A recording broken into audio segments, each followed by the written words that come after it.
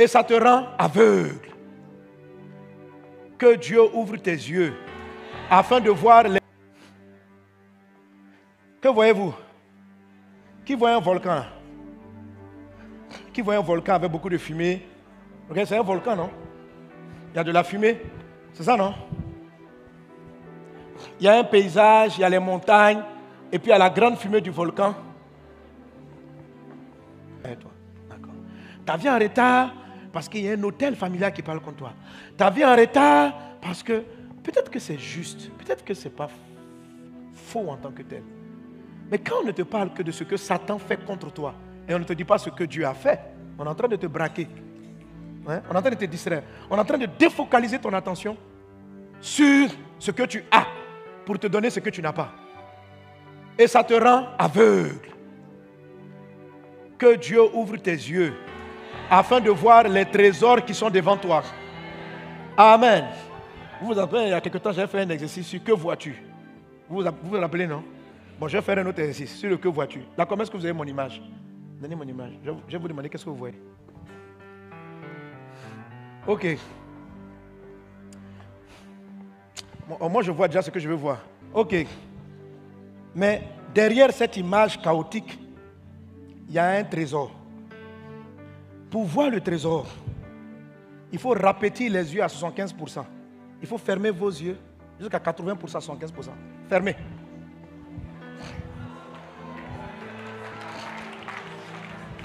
Fermez à 75, fermez à 80. Fermez, il faut fermer, il faut fermer. Regarde bien. Bon, attends, je lève.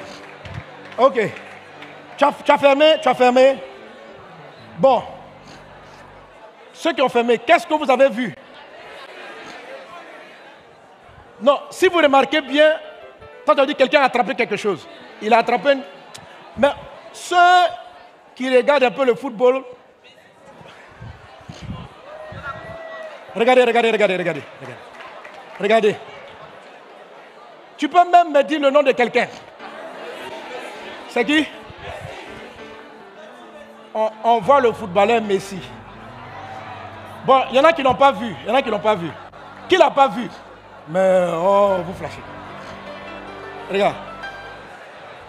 Fort appétit. Je t'assure que tu ne fermes pas à 75%. Tu fais à 60%. Ou tu as dépassé 75%, tu es à 90%.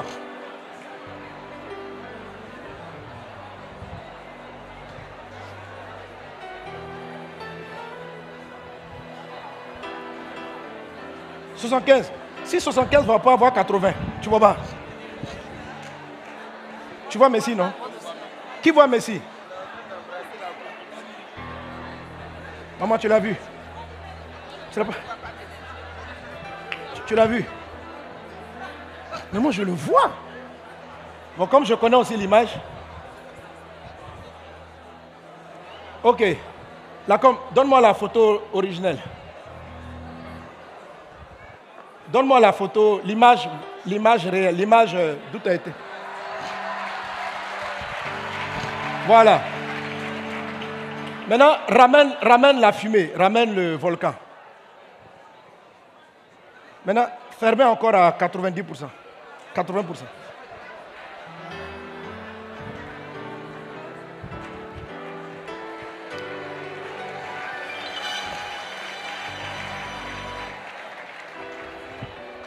Bon, c'est vrai que si tu fais sur le téléphone, tu vas mieux voir. Si tu prends ton téléphone que tu photographies, tu vas mieux voir. Voilà. Il faut photographier, tu vas mieux voir. Ok, c'est un bon petit exercice. Amen. Là-bas, toi, tu vois mieux. Ok, gloire à Dieu. Amen. Donc, la leçon à tirer, c'est que derrière ce qui semble chaotique, ce qui semble être un volcan, de la fumée, du bruit, quelque chose qui semble être une image effrayante. Si tu sais regarder avec l'axe de Dieu, tu vas voir qu'il y a un trésor, il y a un des plus grands joueurs, un homme merveilleux, une femme extraordinaire. Derrière le bruit qu'elle fait dans la maison, derrière ses agitations, il ne faut pas regarder souvent la globalité, sache regarder dans les détails. Et tu vas te rendre compte que Dieu t'a donné un trésor. Donc, on voit un volcan, mais si on est calme et qu'on regarde tout petitement, sans chercher l'excès, on va voir que derrière la fumée, il y a un champion qui est là. Il tient une coupe du monde.